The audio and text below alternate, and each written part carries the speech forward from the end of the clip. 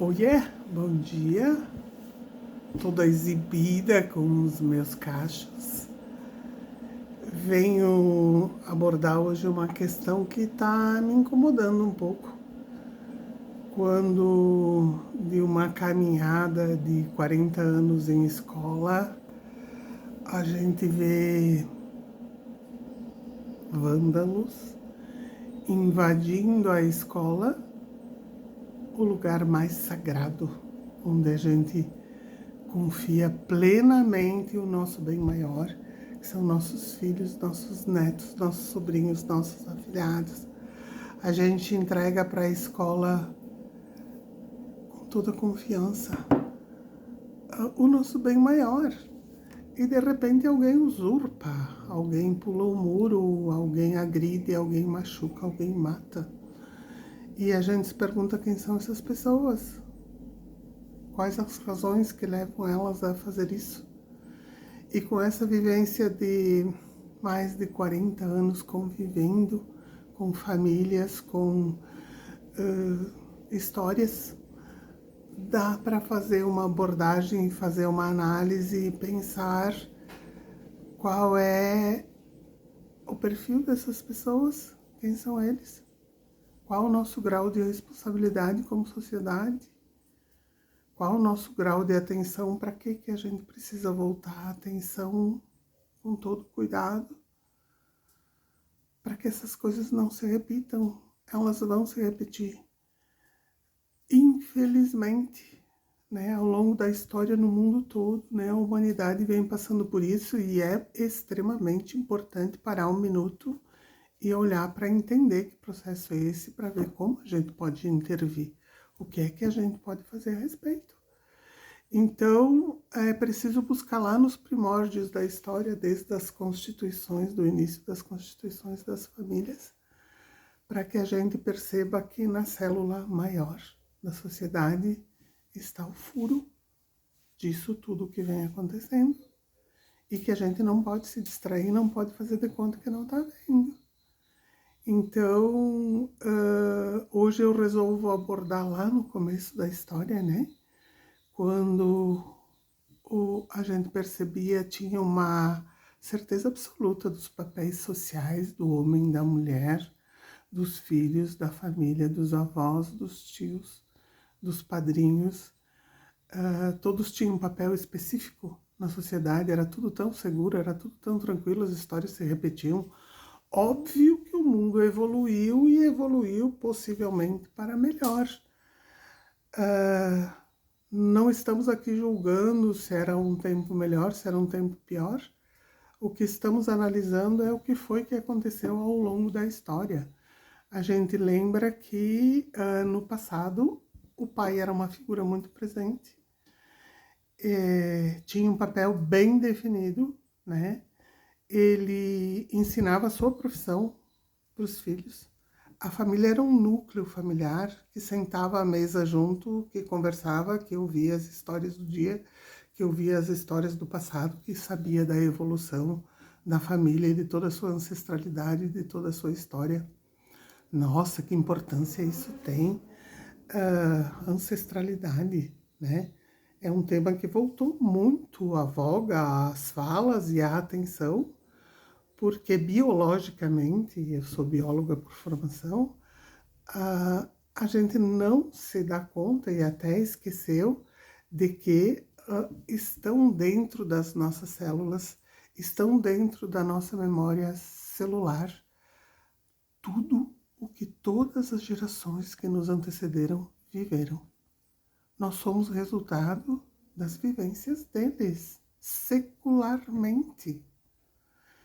A nossa composição cultural, social, emocional, ela vem de tudo o que as gerações que nos antecederam viveram.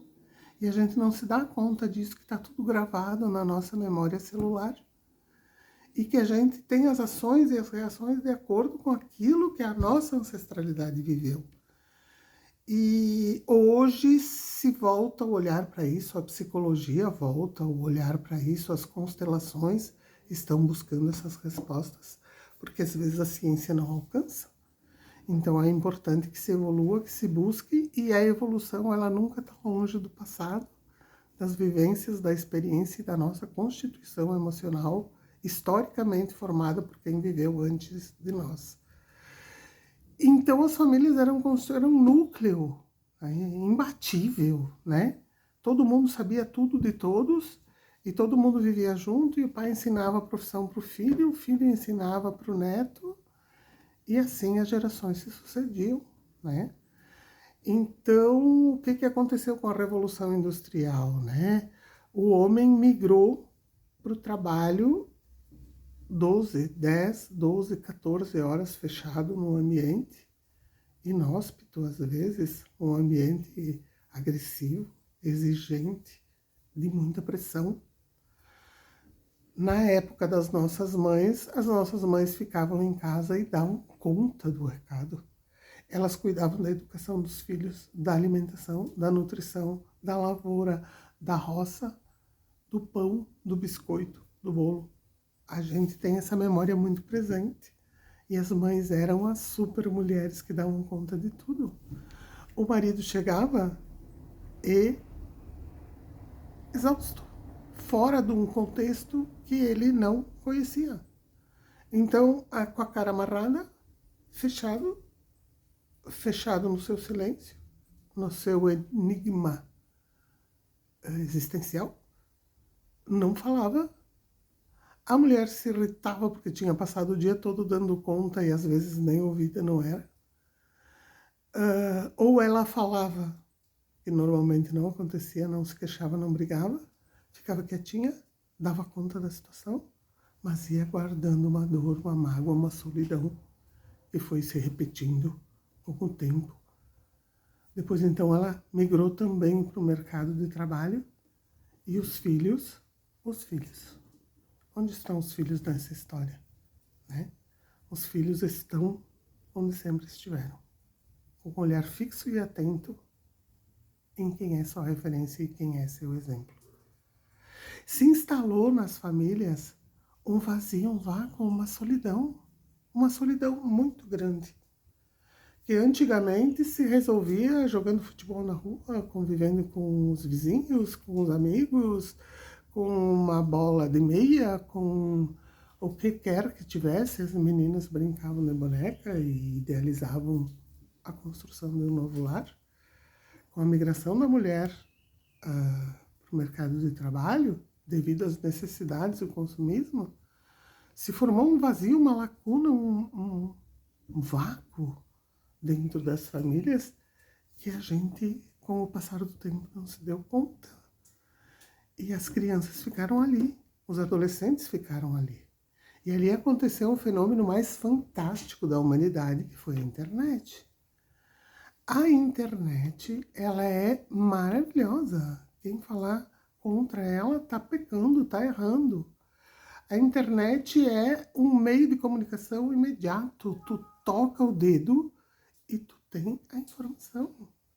É um mundo de informação sem processamento e essas crianças estão ali, né, à mercê de qualquer tipo de informação, com um vazio existencial, com uma solidão imensa, solidão do pai, solidão da mãe, solidão dos filhos. E ocorreu uma distração tão grande que a internet ela ocupou um espaço que nunca foi dela, mas que faz parte dos tempos. Então, o que aconteceu? Essas crianças, esses adolescentes fechados em cavernas, seus quartos se transformaram em cavernas. Fechados em cavernas, na sua solidão, na sua dor, sendo induzidos a pensar o que quer que a humanidade, e uma pequena parcela da humanidade decide que é importante que ele saiba, que ele pense, que ele conheça.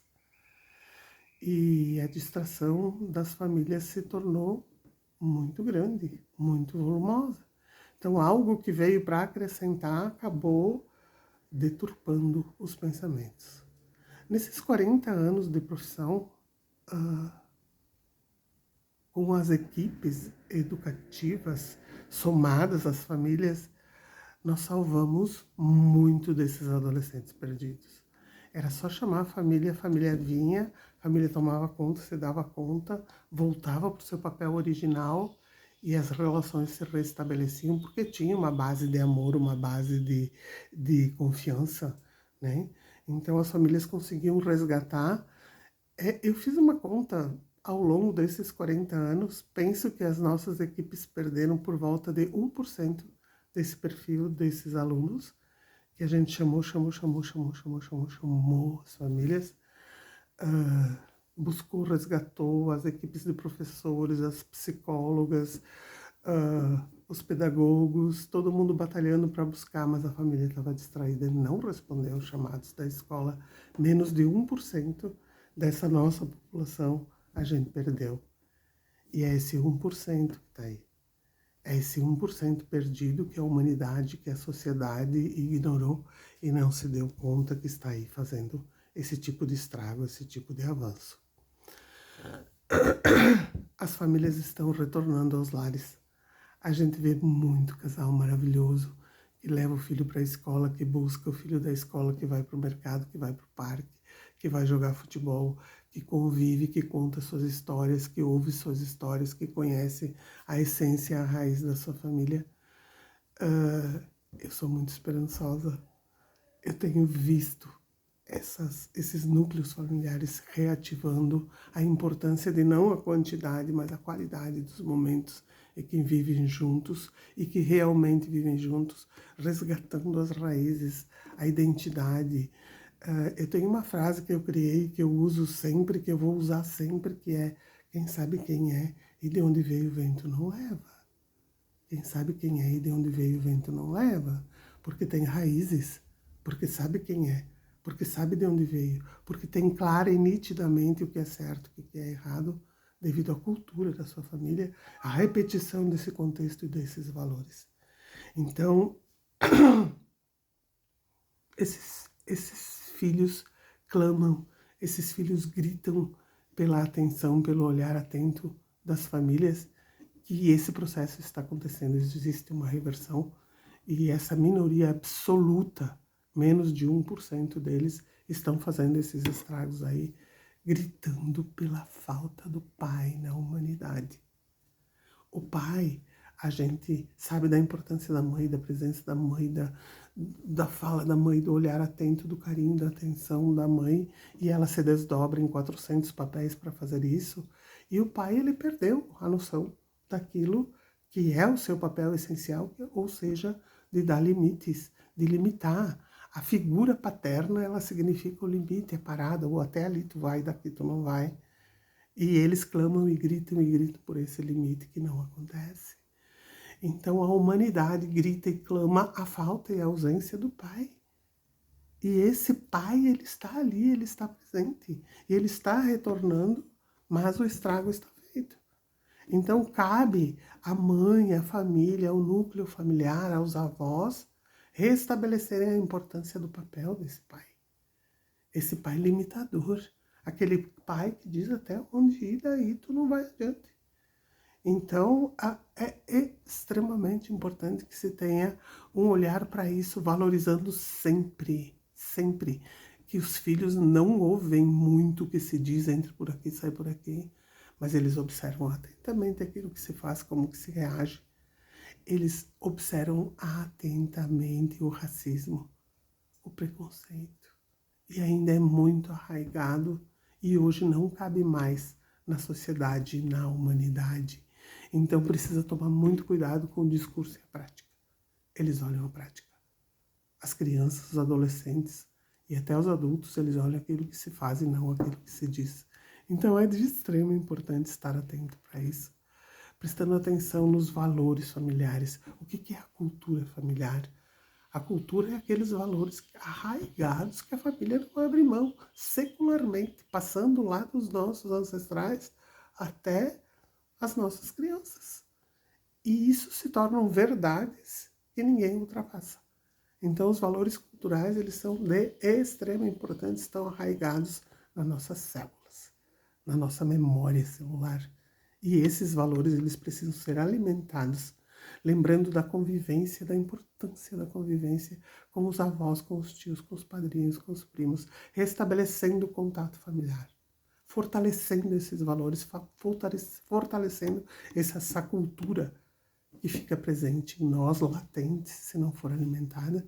Lembrando da pequena família, do jantar, do almoço em família, que óbvio não pode acontecer todos os dias, mas que no final de semana deve acontecer. Aquela caminhada, uma trilha, uma bicicleta, um futebol, um piquenique, a convivência, as histórias familiares, a criação e o fortalecimento da identidade. Quem sabe quem é e de onde veio, o vento não leva. E o vento não leva. Eu vi isso há mais de 40 anos.